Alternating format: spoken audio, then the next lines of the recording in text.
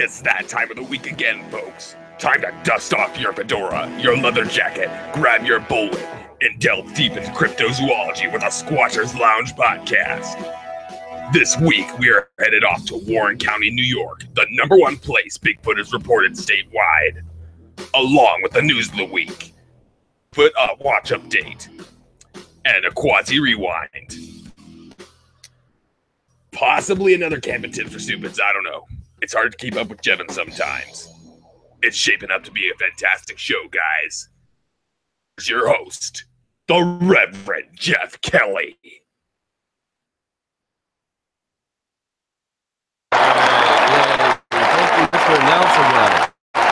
Yes, so much better this week. Yes, Mr. Announcer Guy, that was excellent this week, sir. More of that. That was definitely the way to do that. And yes, indeed, there will be a Camping Tips for Stupid number 50 from the Gone Camping channel and the madman of Jevin Moore, the man behind it. Welcome, everybody, to the Squatchers Lounge Podcast. I am the Reverend Jeff Kelly, knower of things, although I am not a drinker of wine. I'm here, you're there, makes this whole thing. If you guys were chatting before the show, I just announced that it was showtime. Make sure you post a comment underneath that comment of mine so that I know you're in the lounge when shout outs come around. I'll be sure to say hi to you and yours. Okay, let's get to it. There's a little bit of news here at the beginning of the show. Every week, we like to talk about all the things that are news that could be news with Gary Gnu. I don't think that's a thing anymore. But once upon a time, it most certainly was. So let's see if I can find what I'm looking for. There's the one I'm looking for. But no, it's not YouTube. It is definitely that's going to give me a white screen. I hate this new version of Google. I really do. Let's kick over this one to see if we can look at this one. No, apparently not. We're not going to be able to look at any of these tonight. Hey, you know, the ECBRO is having their first annual Virginia conference coming up here real soon. I bet you if I click over on that, no, that one's going to reload too. So thank you so much for screwing up the way you do everything now. I appreciate it. Not Google. Seriously, stop doing this. Stop reloading crap so people have to look at ads. This is so infuriating. It's such a waste of bandwidth. Back in the friggin' 90s, we would have begged to have all of this bandwidth, but now they just throw it away like it's free. Apparently bandwidth is free because this part of my show is now shit. I will have to get a different browser to use than Google, and that is a shame because I have been using this for a very long time. Apparently, evidence in Siberia of a volcanic eruption now is going to be one of the cause for the extinction of 250 million years ago. No, that giant crater in the middle of the friggin' world out there. No, don't worry about that thing. No, that didn't kill off everything. This erupting super volcano did. And, you know, just like Yellowstone, they're sure it's going to explode. Yellowstone's going to do the same thing. When Yellowstone goes off, America, there'll be ash around the world and you won't be able to grow crops. So you'll be able to thank all the potheads in the world for being able to feed you because they're figuring out how to grow vegetables in closets. A team of scientists has found new evidence that a great Permian extinction, which occurred approximately 250 million years ago, was caused by massive volcanic eruptions that led to significant environmental charges. The study, which appears in the journal Scientific reports a global spike in the chemical element. Yeah, reports. Thanks a lot. Screw that up for a dyslexic stutterer, you jackasses. Anyhow, the nickel at the time of the extinction, the anomalous nickel most likely came from emanations related huge volcanic eruptions in what is now Siberia. You know, I knew a chick named Siberia. She danced on the stage right after Mercedes, and they're just literally trying to screw with me now, so we're going to move on from this one. Here, genes that separate humans from plants. That's right. No, you are 11% banana. Whether you want to admit it or not, you as a human being share 11% of your DNA with bananas. Genes that separate humans from fruit flies are finally found. They determine the animal complexity, or what makes humans so much more complex than a fruit fly or a sea urchin, has finally been identified for the first time. It's exciting. It kind of is. Genes which determine animal complexity, or what makes humans more complex, has finally been. We just said that. Why would you repeat it? I don't know. The secret mechanism for how a cell in one animal can be significantly more complex than a similar cell in another animal appears to be due to proteins. It's all down to proteins. We talked about that. And their ability to control events in the cell's nucleus. See, what came first, the chicken or the egg? Well, in fact, the proto-chicken came first, and it probably got sick, caught a virus, which changed it to get an extra protein in the eggshell, which turned it into a chicken. Other evidence that backs up that I'm right, or we were right, or lots of us were right. Could be wrong. Who knows? It is science, and there'll be 10 guys that say I'm full of shit. That's what makes it science. Dr. Shape said most people agree that mammals, and humans in particular, are more complex than a worm or a fruit fly without really knowing why. The question has been nagging at them for a long, long time. You can check out this article on ScienceDaily.com, or check it out, the Squatchers Lounge, because Dean, he's our man. That's right. He posts all this kind of cool stuff in there, like daily. He has like a whole Google feed set up for it. Now, I love this man, and most of my news feeds come from him. Anyhow, learn how to use tools without observing others. Now, this is neat, because originally, Kanzi, we talk about Kanzi and the bonobo, who's been taught to not only gather and split firewood, but to start and stoke a fire and then cook meat upon that fire and eat it the way he likes it. Now, if we let Kanzi loose in the bonobo population, chances are we're not going to have a bunch of troops with fires cooking meat on them. Chances are he's going to forget all that and go back to doing what all the other bonobos do. But this seems to support just the opposite. The chimpanzees are smart enough to figure out tools even spontaneously to solve the task without needing to watch others first. And that's kind of impressive. Now, seeing as how they are 98 to 99% the same exact genetic structure as we are, they just have a little bit smaller brain, which means they don't have all that emotional crap that we got to carry around, and probably not as long a memory. Doesn't mean that they're dumb. I mean, the parts of our brain that we use to figure out complex tasks and really motor our body around the world really are not very big. Not very big at all. Artistic creation, memory storage, and stupid shit you once knew and for some reason can't forget takes up most of the molecules in your brain. So new observations have led researchers to believe that chimpanzees can use tools spontaneously to solve a task without needing to watch others first. The evidence of chimpanzees, pan-troglodytes, that's right, spontaneously use sticks to scoop food from water sources is published in the open access journal Peer J. That's right, they got actually posted in their own journal without having to pay for it and actually buy the journal, like somebody we know. Researchers from the University of Birmingham in the UK and the University of Germany looked for the spontaneous reoccurrence of a tool use behavior practiced in wild chimpanzees, where sticks are used to scoop algae from the top of water sources. Chimpanzees at the Tri-Cross Zoo in the UK were provided with a container of water with pieces of floating food. The tested chimpanzee successfully used the sticks and, moreover, spontaneously showed the same underlying action pattern, a scooping action of the sticks, as their wild cousins do. Well, that's what we call instincts. See, a baby jaguar, he gets born knowing how to pounce on a bunny rabbit to eat it, not really having to learn it from watching mama. It's already inbred into them. It's called genetic memory, and it what makes DNA so damn complex. That's why people need to wait much longer to have children. You know how stupid you are between 18 and 25? God, stop breeding at that age. At least learn a few damn things in the world before you pass that genetic structure on to your kids. Sorry, let me get off this soapbox here for a moment. Anyhow, the commonly held belief is that chimpanzee behavior is cultural, much like how human culture has passed between groups. But if that was the case, the same behavior should never reoccur in native subjects. Nobody, for example, would accurately reinvent extinct languages on the spot. So you can check this one out at Science Daily. There's a bunch of those. Here's another one. Apparently, the tsunami enabled another white page. Enabling 800 of aquatic species to raft across the Pacific. Now, this is kind of cool. You know, we try to look for ways that Sasquatch or Yowie type creatures could have ended up on an island like Australia.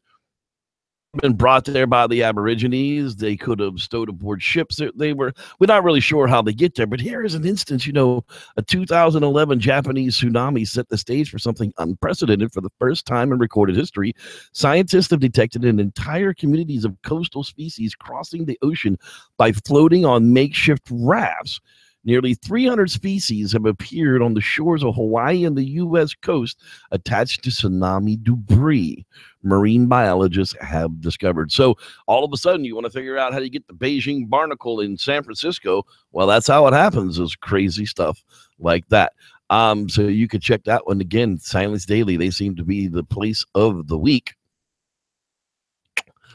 LiveScience.com is trying to tell us that they have discovered the oldest evidence of life on the planet, and it is 3.5 million. I'm sorry, 3.5 billion with a B. Apparently, we're not going to get to see this one years old. So 500 million years after the Earth cooled and started to function, apparently the first metamorphical life showed up.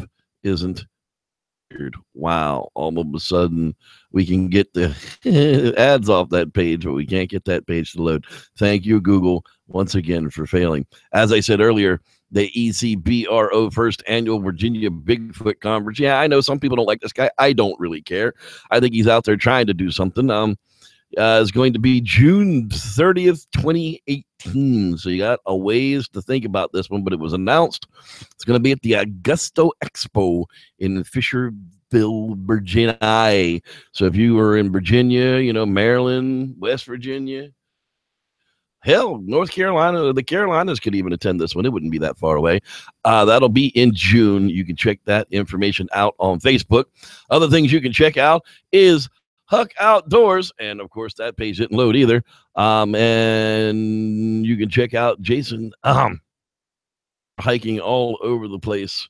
They were up the gap to the from the saddle to the gap. I don't know. They're hiking all over the daggone place. So be sure and check out YouTube's Huck Outdoors. And with that, I'm just gonna get out of the news because I'm just flabbergasted and frustrated, and it's just like that. So look, you didn't get to see any of that, I'll bet. Woo-hoo.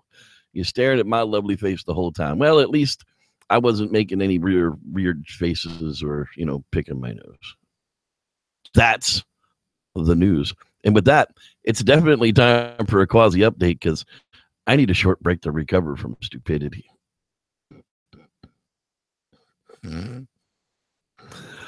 It's been after hangout tonight, guys. Trust me, I promise you'll learn much. Hey, look at that! It's time for the Quasi Rewind with our host, Dean Cooper. And now, Quasi Theories from a Quasi Scientist with your host, Dean Cooper. It's gone viral. Viruses are everywhere. There are 10 to the 33rd power of these teensy buggers on the planet. Just the weight of those in the ocean equals 75 million blue whales. They're in your gut tract, in dirt, in food. They're even on the fringes of space, way high up in the atmosphere. They're not pathogens. We don't even know what the hell most viruses do, other than that they exist. Chunks of viral DNA make up a good part of the chordate genome.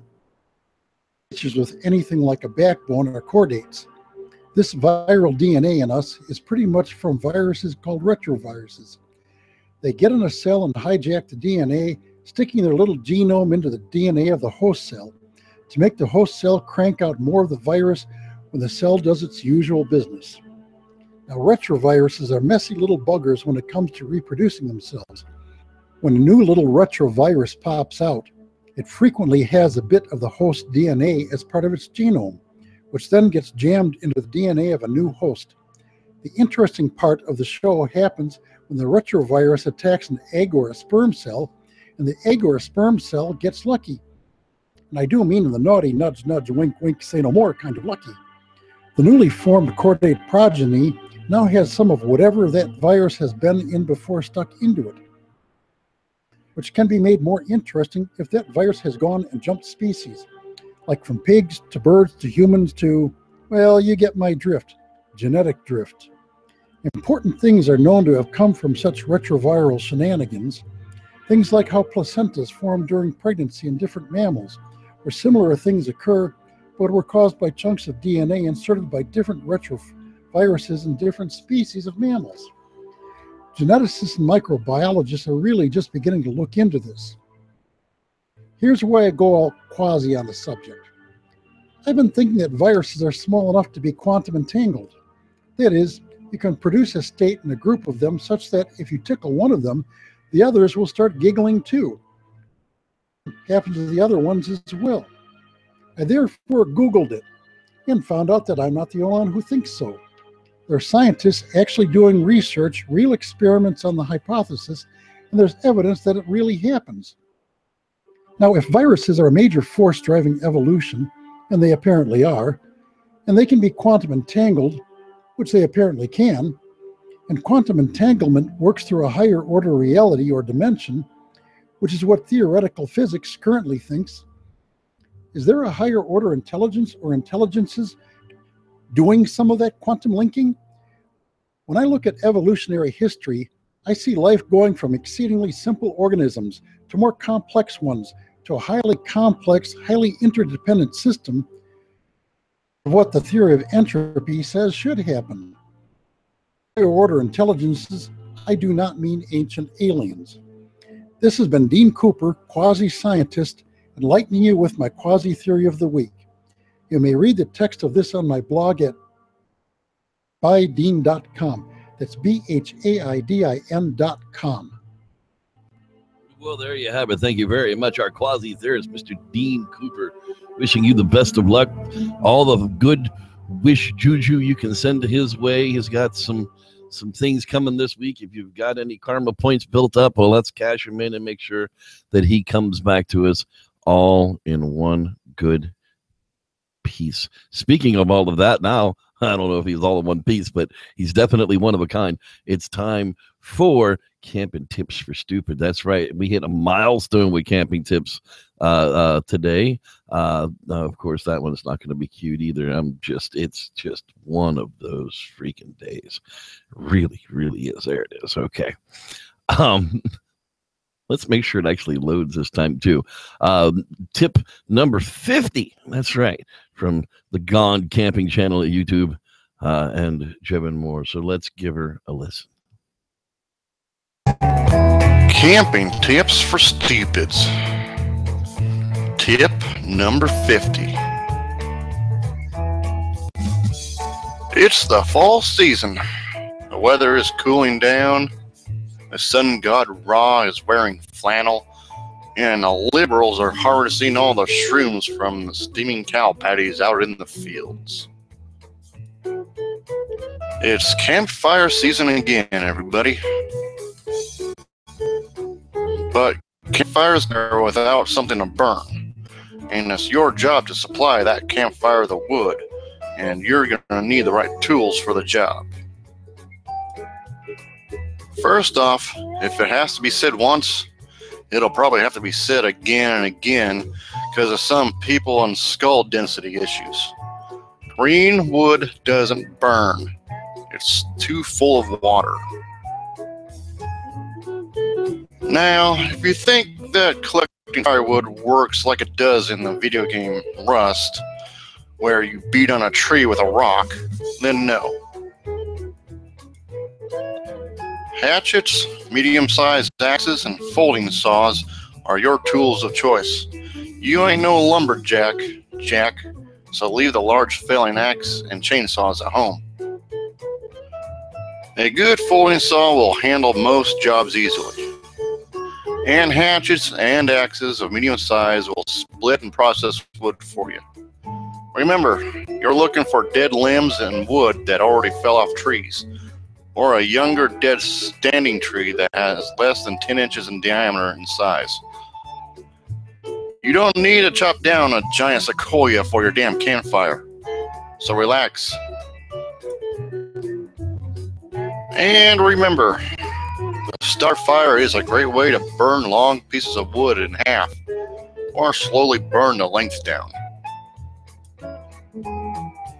And if you forgot to pack any of the man-made tools for your firewood processing, just remember, you can always go down to the river and grab a beaver, piss it off, and hold on tight. It's nature's chainsaw.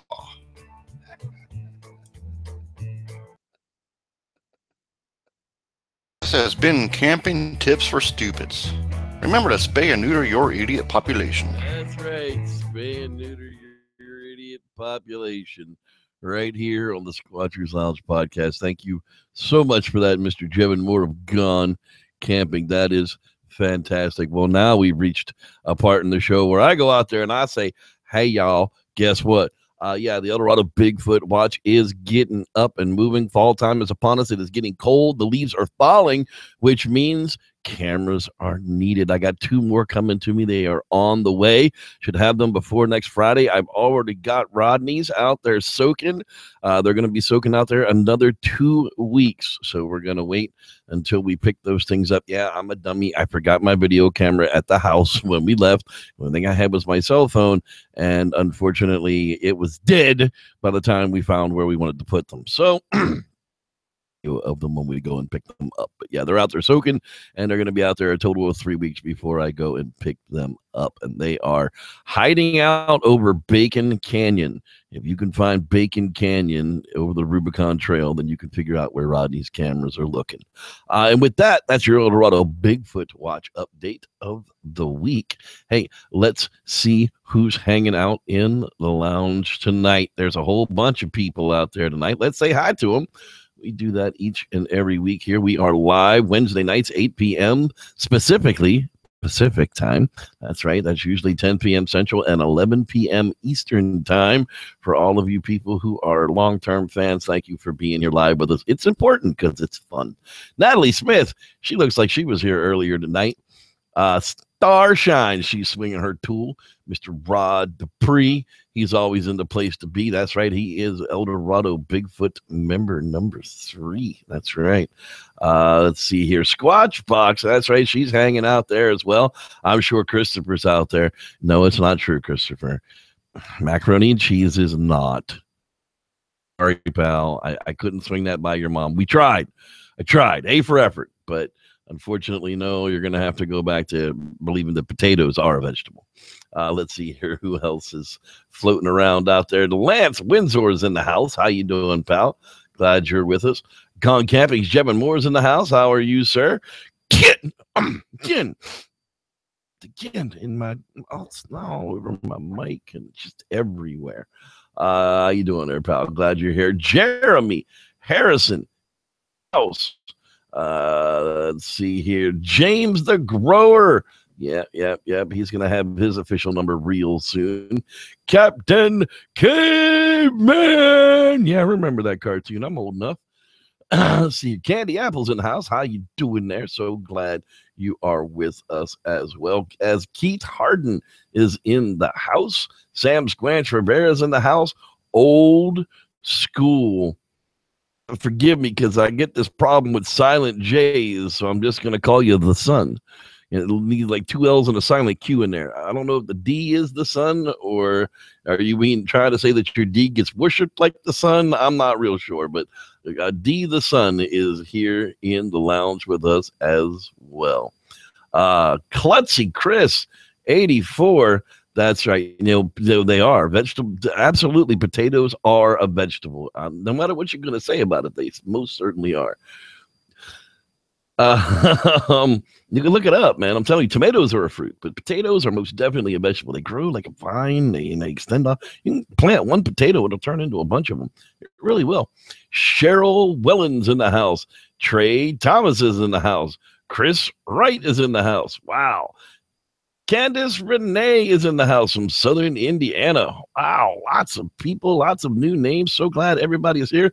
Keith Ross, he's floating around out there as well from British Columbia, the Vancouver Island. Let's see here. I know there's more people than this because I saw more colors of names. So outdoors, that's right. Jason is with us checking in as well. Let's see here. I know there's more than that because I saw them. I'm sure I did.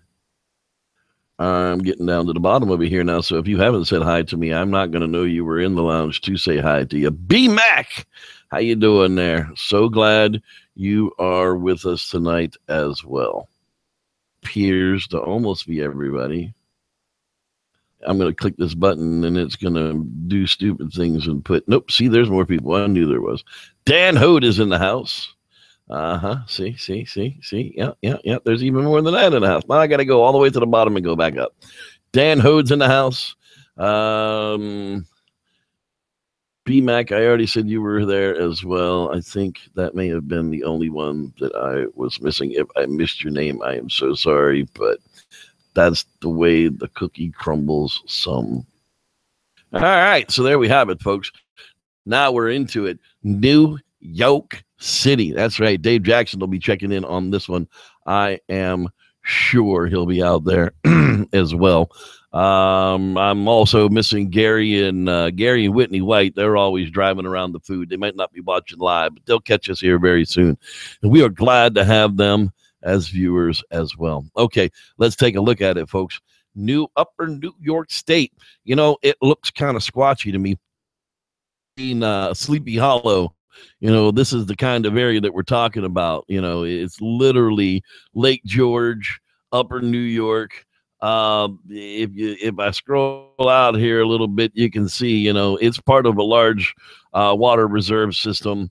It's been forest for a very long time. This is the type of place that didn't get completely deforested, so there would have always been able to be animals living in this corridor.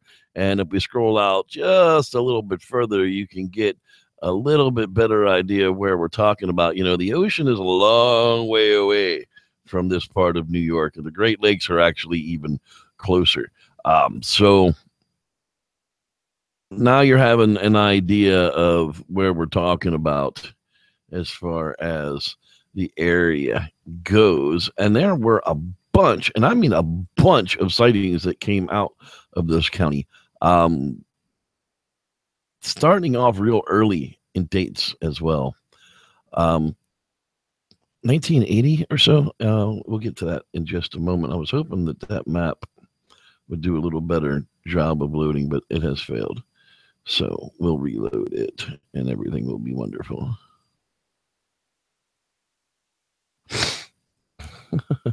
You know, like I said, I'm going to have to find a new browser to run my podcast out of because Google is just getting to be absolute horrible. Leave a web page there for a minute. Nah, you got to go reload the whole dang on thing because, it might have new advertisement to show those users. Well, screw you and your AdSense. All right, we'll start here. 1992 standoff with a motorist at 6 a.m. in the fall near the town of Brant Lake on River Road near Route 8. It was about 6 a.m. on my way to work from the right side of the road out of the woods and forced me to stop or run into it. It is dark that time of morning, so it took a few seconds for my thoughts to gather. When I did, I couldn't believe what I was seeing. It was somewhere between 7 and 8 feet tall, at least, with white or light gray hair from head to toe. It was standing 10 to 12 feet in front of my car, directly in the headlights. So I had a perfect view. The creature was standing facing the left side of the road with a slight left twist to its body in my direction. We stared at each other for what seemed to be minutes, but I can't say for sure how long it actually was. I had absolutely no fear of this creature. It seemed to have a sad demeanor. The creature made no sound at all, and I did not have any reason to believe that it was a male or a female. Needless to say, I've carried my camera ever since, and I believe that it was once in a lifetime incident. Absolutely kind of creepy. Something steps out in front of your car and it won't move. Yeah, hi, my name's Bob, the Bigfoot. How are you? Dusk sighting on the shoreline of Lake George near Deer Leap. My brother and I were canoeing at Lake George in New York State at about sunset. We headed south for 10 minutes to an area known as Deer Leap. At Lakeside, it is a boulder-strewn area with cliffs rising 600 feet above the shoreline. As we were beginning to come onto this area, we saw something standing on shore. It was brownish in color and standing straight up with its arms at its side. It was about the size of a small man and very thin. Its body was facing south, looking down the shoreline when it suddenly turned its head directly towards us and looked very intently. We whispered to each other and watched it. We were two grown men paddling parallel to the shore and about 200 feet out, but we could not summon the courage to go in closer. This thing had a strange look, almost a crazed grin, like a giant lemur. We've heard that before. The sun was set now, and we continued to watch into the shadow of the mountain.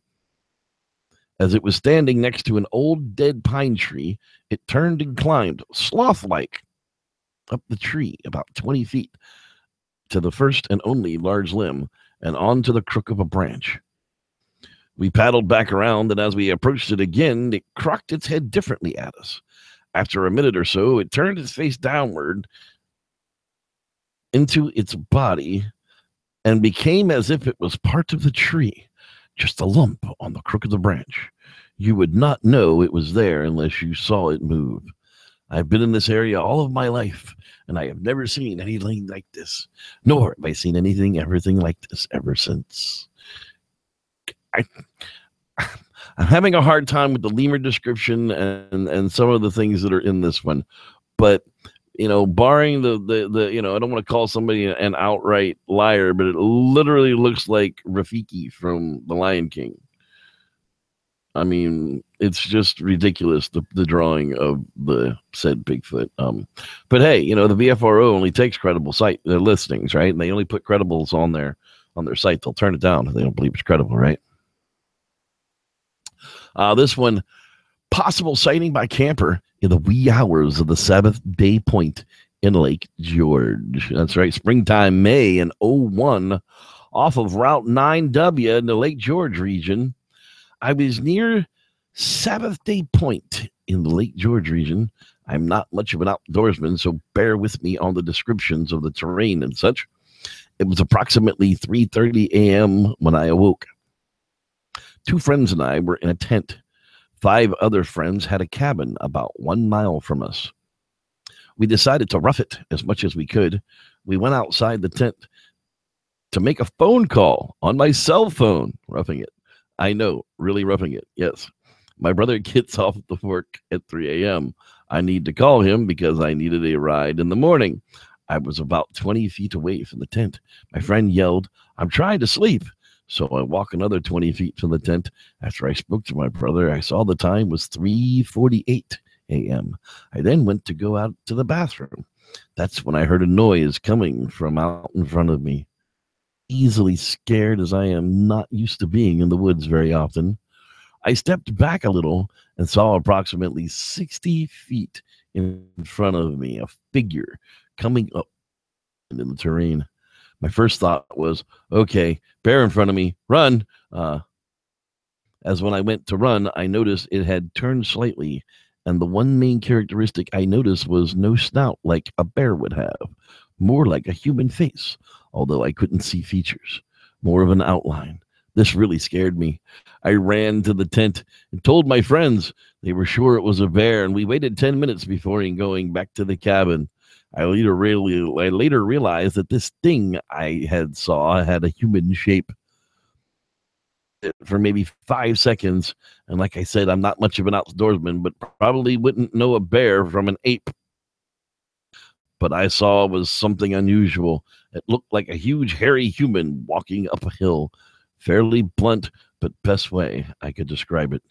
Wow, that, for somebody who's not a woods person, somebody, I talk to a lot of people, and I invite a lot of people to go bigfooting with me, and I invite a lot of people to go, off-grid camping with me, and everybody sounds like it's a great idea, let's do that, yeah, everybody, until, the time comes, and then you realize that you're going to bear territory, and you're going to mountain lion territory, and you're going to, possibly Bigfoot territory, and, there's nobody there to save you but you.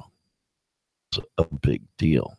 A lot of people back out, and I don't blame them for backing out. It's okay, it doesn't make you a coward, makes you kind of smart. Only the really dumb ones like me, do this off-grid camping stuff that, we're out there basically some bear spray and a knife, hoping to God we don't get eaten by something. Possible vocalizations heard approximately 2 miles from that same Sabbath day point, right near Route N9. This was recorded very soon after it happened in our camp journal. It was the weekend of May 11th, 2002. My wife and I were at our seasonal camp on Lake George for the early season.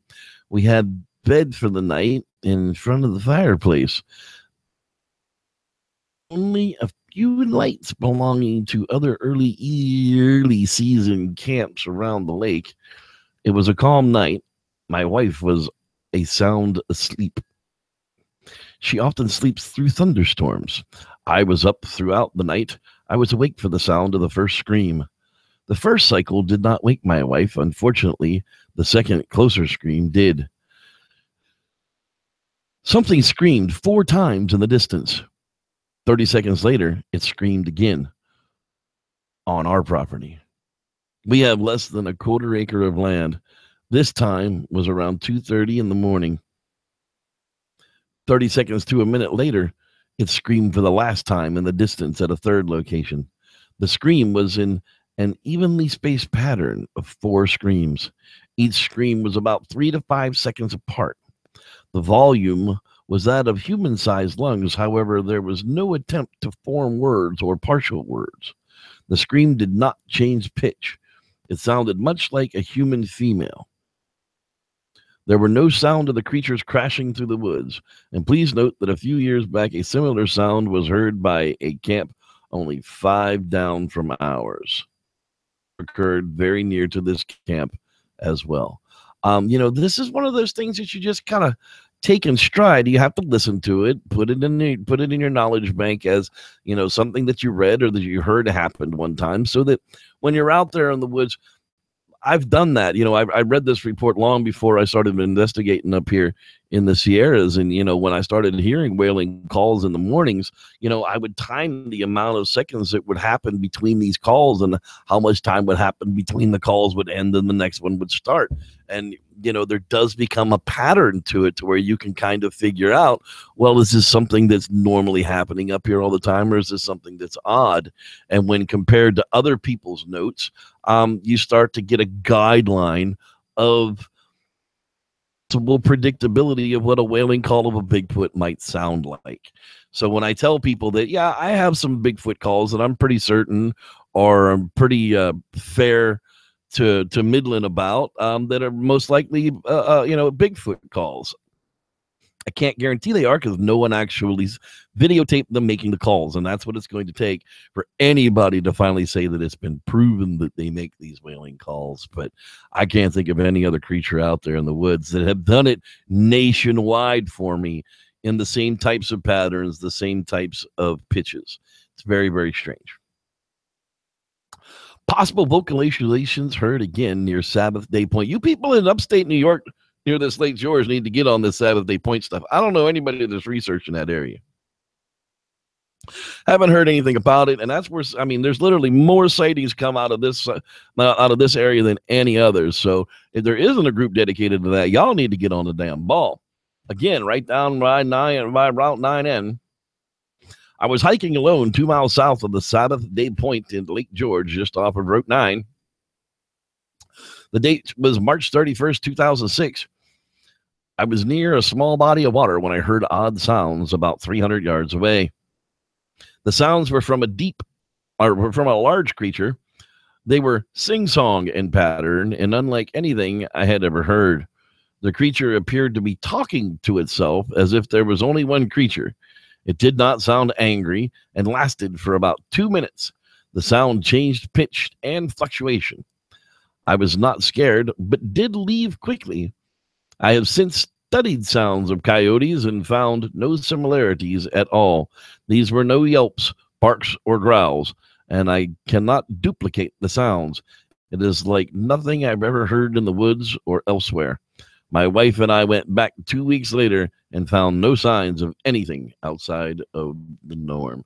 Boy, doesn't that make you mad? You go back to check on it, you're like, I'm sure there's going to be something here. I'm absolutely positive there's going to be something here. Nope, absolutely not. All right, last one of the night here.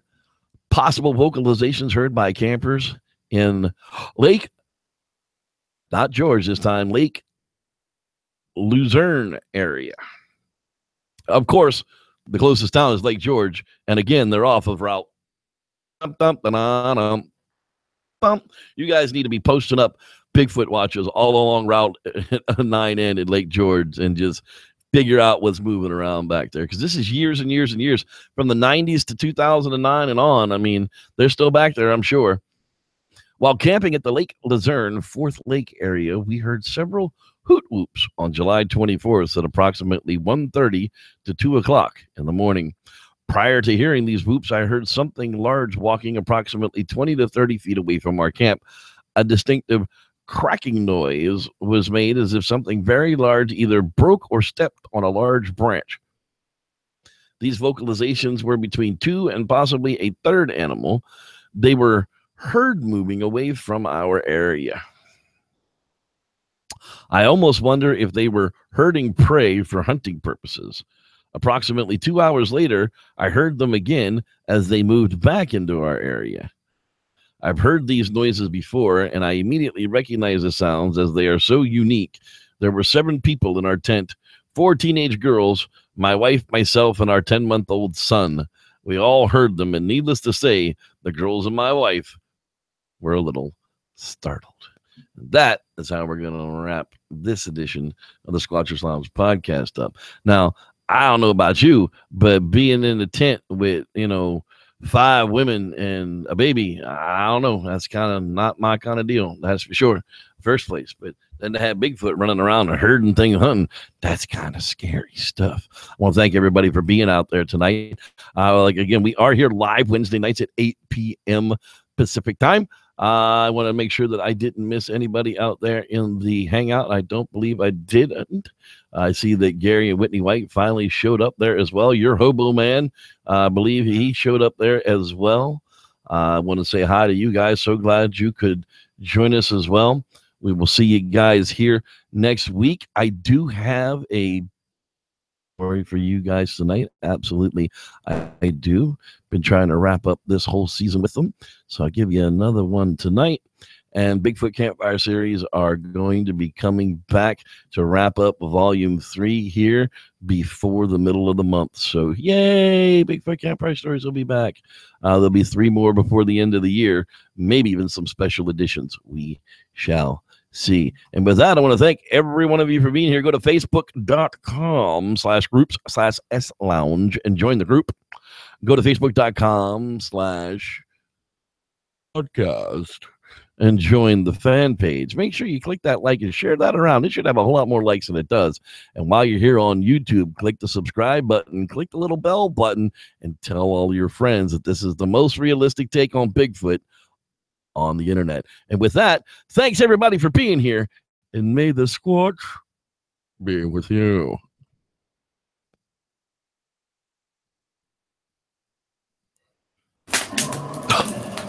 What the? You guys hear that? Holy crap. I'm pretty sure that's a Bigfoot. Let me welcome to season 2. Welcome to another season 2 episode of Bigfoot Campfire Stories. Well, Pete and Max are avid hunters in the Mendocino National Forest. Each year they hunt deer, wild hogs, the occasional black bear. But on this hunt, they discovered a home area unlike any they had encountered before. Let's hear their story. Good morning, the third week in October.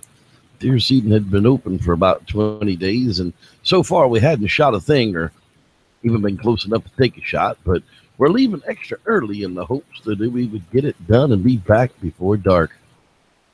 It was about halfway into the park, and we should reach the bottom of it just before dawn, which has been successful for us before. So Max put the metal to the pedal, and down we went. 90 minutes later, we were there. We parked on the side of the forest road and set off just as the sun tipped its hat to us for the beginning of the day. We had walked the game trail for about 90 minutes when we came to this little clearing that led to a meadow with a small lake on the other side. We had a set of 2-way radios with us, so we decided to put about 90 yards distance between us and take different angles on that small lake. We're not one just to take a deer, but it kind of needs to be the right deer. It was about 8:30 now, and lots of the animal activity had picked up around the lake. There were some resident ducks and a bunch of rodents just running all over the meadow. A small doe wandered in by herself, and we both had a shot, but neither of us thought that it was the right shot of the day. The morning had beginning to slip away from us, and it was starting to push towards 11 a.m. when I saw a really nice 8-point buck traveling with a few does come into view. Well, I radioed over to Max and told him that I was going to take this buck, and his reply was that he didn't have a shot, so go ahead. Well, I steadied myself against the log that I'd been posted up on all day. I lined up the perfect organ area shot and smoothly squeezed the trigger. Boom! Perfect shot. The buck jumped straight up in the air and then collapsed just out of sight at the edge of the lake. Max, hearing the shot, knowing that I don't miss, called on the radio to see if we had to track it, and sure enough, he was meeting me halfway to the lake with the processing gear in hand. We hunt for the meat, so we process most of it right there in the woods and leave the rest for the scavengers, helping to feed the local wildlife. Well, the closer we got to the lakeside, the more we heard these strange sounds. They sounded like grumbly whooping sound and a loud thud against a tree every so often.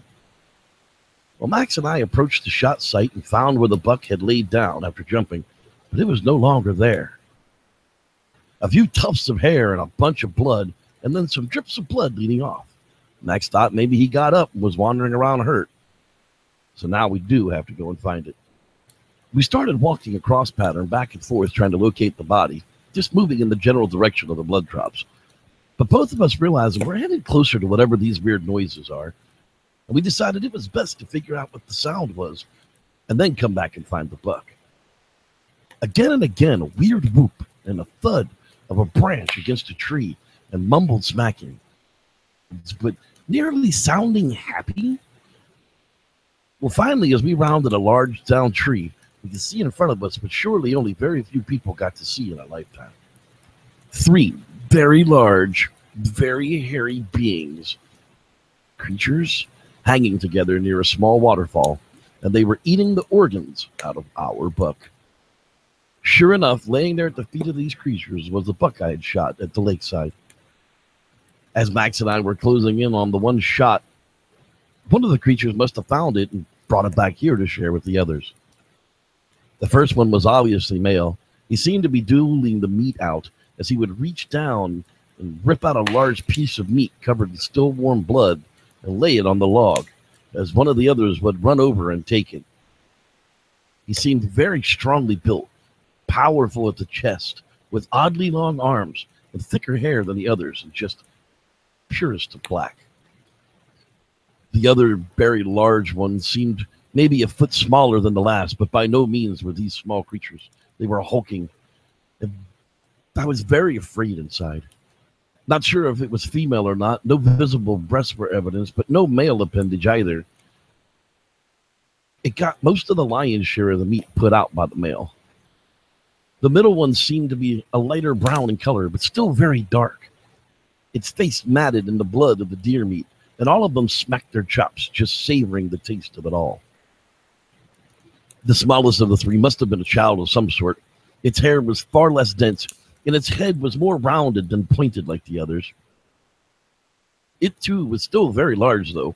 I would have guessed it still over 6 feet. When it stood up on its tall on its hind legs, you could tell that these were not bears. These looked like giant monkeys from the zoo with much longer legs and no balance issues. These were most definitely Sasquatch of some type. Of course, all of my life I've heard stories, but never enough to convince me of this until here, and now they're right before our eyes. All Max could do was squeeze the living crap out of my arm in amazement of what we both saw.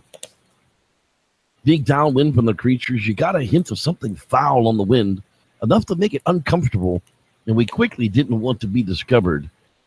And we backed away after just a few minutes of watching these incredible animals. Max and I retreated back quickly and quietly. We got maybe 30 yards from where we had been, and we heard a very loud howl of some sort and a whoop call, and then we could hear the creatures making their way through the woods the other way. As both of us had seen exactly as the other, there was no doubt other than what exactly we should tell others about what we saw. As we walked the 90 minutes back to the truck, we really didn't say much to each other besides Mac trying to come up with some other explanation while beginning to sit and saying, well, maybe it was, and then a quick, Bigfoot. We saw Bigfoot. Well, when we got back to my house, my wife looked at us both and asked, well, did you get one today, fellas? To which Max just said, well, we shot and lost one. It happens. Max finished his beer and walked out to drive home. It's been 2 weeks and I still haven't heard from Max. I guess it'll take him a little bit more time before he's ready to go hunting again. These guys heard the stories and still didn't believe. It's always fall fun and games until the Bigfoot actually show up. Thanks for watching. I'm Reverend Jeff, and may the Squatch be with you.